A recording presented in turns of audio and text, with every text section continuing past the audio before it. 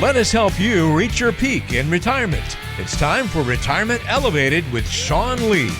Welcome into another edition of the podcast. It's Retirement Elevated with Sean Lee and myself here to talk about easy ways to ruin your retirement. And we don't want to do that. That is the opposite of what we want to do. So we're going to talk about a few items here on the podcast this week. But Sean, what's going on, buddy? How are you? Nothing, man. We're stuck in never-ending winter.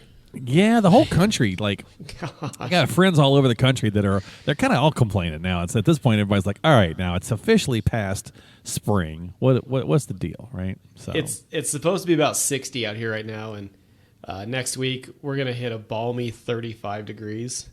Yeah. And you know we're tired. We've tired of it. We went to Vegas last weekend for a baseball tournament for my boy. And we're like, oh, yeah, Vegas, it's going to be nice. We might get 75 and sunny. Right. No, it was cold. Really? It rained on us in the championship game. Wow, that really happens in Vegas. They probably needed that rain, though. It was brutal. And I was talking to my son on the way home from that tournament. I'm like, what was your favorite part, bud? Like, you know, outside of winning, right? Like, tell me what your favorite part was. Right. He's like, Dad, playing in the rain. That was so fun. He liked it. Okay. I'm like, what? The coaches were all freezing to death. And kids are like, this is great. Yeah, he's like, it was fun, and they ended up winning the championship, and they dogpiled in the middle of the field, and they were all wet, and so it was cool. But that's good. Yes. Well, it sounds like the rain kind of maybe ruined the tournament for you, but not for them. Right, so that's my transition anyway into our topic this week, easy ways to ruin retirement. And we don't want to do that. So I got a couple mental ones here, a couple of financial ones, a couple, because as humans, Sean, we like things to be easy. Let's be honest, right? If it's easy, we're going to try to take it. We're often going to take that path because there's so much going on in life. Nobody's knocking you for it. It's just something that we do. And so the first one I want to start with here is kind of a mental hurdle, I think. It's treating retirement as a destination rather than like a new phase. I think many people struggle with this, especially if you're feeling, I don't know, old, if that's getting to you or whatever the case might be. But it's not like it was 40 years ago where you got to retirement and you didn't have a lot longer left. I mean, 70 is the new 50, man, right?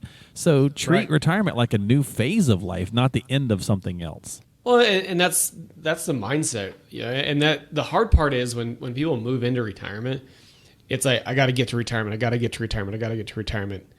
And then a lot of people, not all, don't have that next phase planned out. So it's like, I'm getting to retirement, I'm getting there, I can't work anymore. And then, oh crap, now what? What's next? Yeah. You can only golf so many times or whatever. That's the one. Yes, exactly. That's the one I go to, right? People are like, oh, I'm going to golf. Great. Are you going to golf every day? Like, okay, fine. Let's say you did that for a year.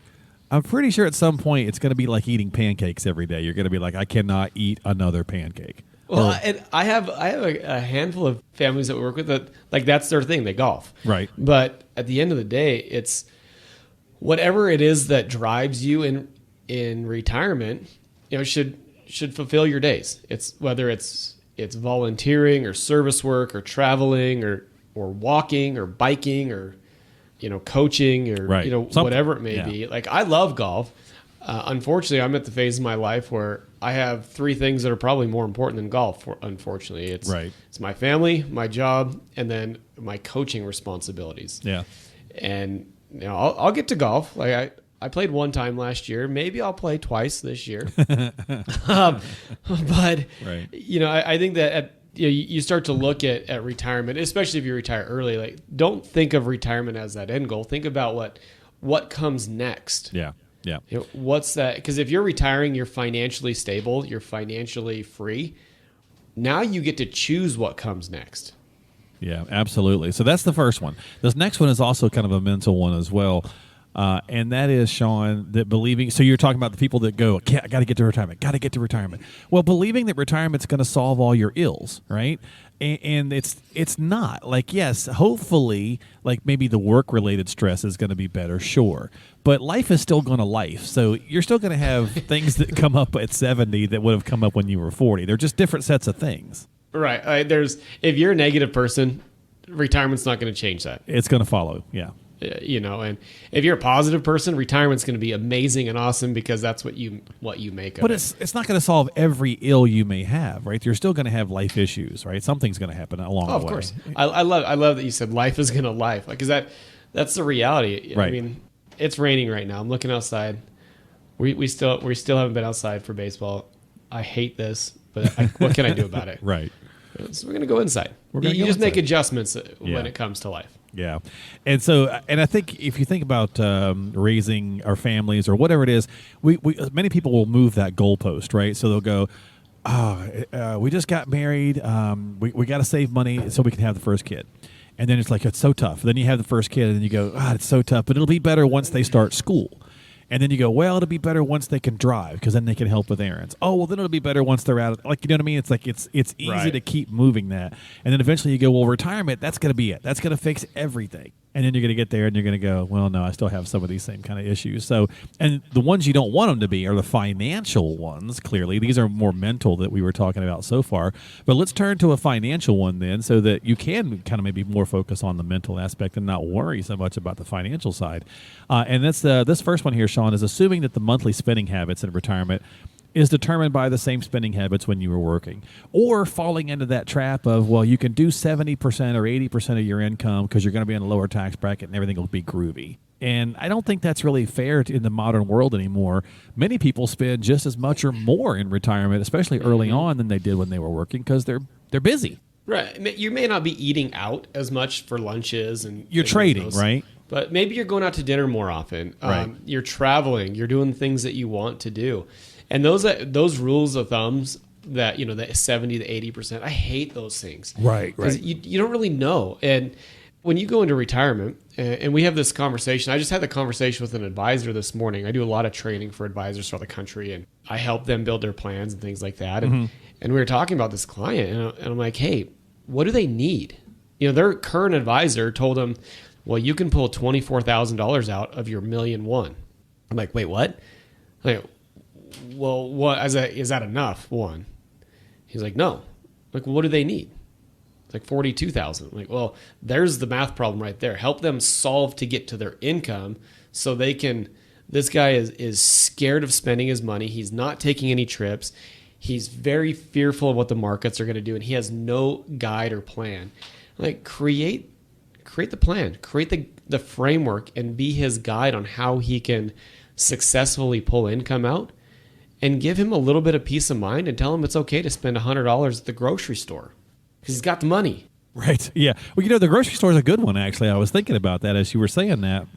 I was trying to think about my little transition into it, but spending more. You're talking about you may not be going out to lunches more because you're no longer working, but I know several retirees who are spending more on their grocery bill, not just because of inflation and the cost of eggs, but also that too, but because they've started taking like cooking classes, or they're really doing like. They're trying to do more at home, homesteading, right? They're raising more vegetables, or they're trying more elaborate meals. And so, they're kind of just spending more on their grocery bill. So there's tons of ways where you could eventually wind up spending more than you did when you were working and not even realize it. It's easy to get away from you. Well, my wife and a couple of my friends got me a Traeger smoker for my birthday. And we started like that first month, we bought more meat than we'd ever bought in our life because I was just smoking everything. And now it obviously tapered off, but you bring that back to being home more frequently and spending money at home or trying new things. You're going to spend a little bit more money till you settle in to that routine. Yeah, absolutely. So I'm going to jump to my other one to keep it financial. Then we'll end on the last one. I'm just going to change the order real fast here on you, Sean. But investing like you're 35 years old when you're now 65 years old, right? So that's an easy way to ruin retirement. Again, that's the topic of the podcast this week. And so, you may have learned this lesson the hard way if you were still investing like you were 35 in 2021, and then you weren't feeling so good about that, right? Taking too much risk in 2022, basically. Well, and going back to this example that this advisor that I was helping this morning, I was like, hey, what's this particular person's comfort level with risk? He said, well, they're at 25. And we use a software called Riskalyze. Basically, a risk score of 25 means that they're pretty conservative. They don't want to lose more than like 4 or 5% in a down year. I said, okay. So what's their current portfolio look like? So we went through it. Well, it's a 66, which means that they're taking on about 80% of the risk of the market. And they lost 15% last year. So, hey, their comfort level versus what's actually happening in their plan is not in line with who they are. Like it's just not. So, of course, the guy's uncomfortable. Of course, he's nervous about his money. He lost $175,000 last year when he didn't want to lose that much in his own heart of hearts. So his portfolio did not match up with where his phase of life was, nor did it match up with his comfort level. So there's a lot where a lot of the anxiety is coming from. And people don't understand that. Like, hey, I just keep investing, and oh, everybody lost money. Well, sure, a lot of people lost money in 22, but the rate at which each individual loses should be based on their unique comfortability with loss. It shouldn't be based on, well, everybody lost money. Right. Right. And to make the point, the clock in the background went bong to drive that point home. I think I hit a thing on my mic. Oh, the spring. Yeah, the spring on the mic. It sounded like a clock. Yeah. I'm super animated. I'm standing here talking to myself. Right. Well, I can't see you, but no, but that worked really well because it kind of accented your point. It kind of highlighted it with a little with a little bong. So I mean that's a great point. Yeah, and again, we're talking about trying to not ruin our retirement. We don't want to do that, right? So we want to make sure that our risk portfolio is balanced for the time of life we're in. Yes, we still got to we got to outpace inflation, Sean. We still got to have money at risk, but those are future monies, right? And people get confused a lot about that where it's like, oh, the market's going down, I got to get out because it's destroying me. And it's like, well, maybe not. What bucket is it in? Is this the later money? If it is, then it's okay. Let it be, right? It's walking this fine line, and that risk analysis goes a long way to helping you to kind of determine that. Exactly. Yeah. All right, final one. Ways to ruin your retirement. This is an easy one. This is a physical one. Just don't stop being active. How many people do we see now? Like I said earlier, 70 is the new 50, right? Or 80 is the new 60, whatever you want to call it. My mom's 82, and when she's out doing stuff with her girlfriends and she's making ice cream for the people in her senior center, she's feeling good when she's coming over and playing dominoes with us. But if she has a couple of weeks where she doesn't get out of the house as much and she's feeling a little down, those problems get magnified, right? So the more active we can stay in retirement, typically the better we're going to feel. I look at I think my wife's going to live to be 180 years old because I mean she like that is staying active is extremely important to her. She's working out almost every day. She's walking, she's running, she is extremely active. She runs circles around me. And I think I'm a pretty active guy. I coach a lot.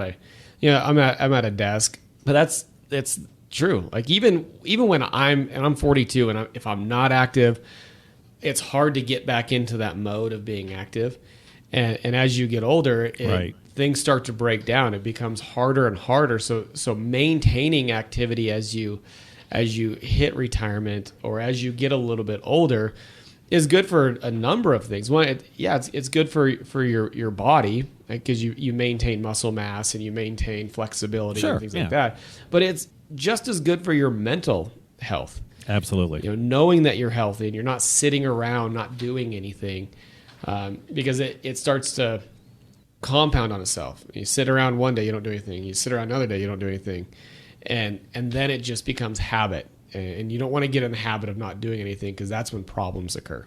Yep, we said it kind of just to kick it off, and we'll say it to kind of wrap it up. A lot of times you want to be retiring, to something, and that way you got something to look forward to, and you got some things for that mental aspect, that physical aspect, and all that good stuff, as well as the X's and O's. And of course, if you need help with all of that, Sean and his team do a great job helping their clients do such a thing. So reach out to them and get started with a conversation by stopping by the website elevatemyretirement.com. It's where you can find them online at elevatemyretirement.com. And of course, don't forget to subscribe to the podcast on whatever platform app you like to use. Retirement Elevated is the name of it. You can certainly search that in the search boxes of whatever app you want to use, or again, just find it all at elevatemyretirement.com. Sean, thanks for hanging out, buddy. I will see you next time. Enjoy the rain. It's raining here, too, so hopefully it'll stop soon. I want it to be sunny. You and me both, my friend. Have a good one. We'll see you next time here on the podcast, Retirement Elevated with Sean Lee.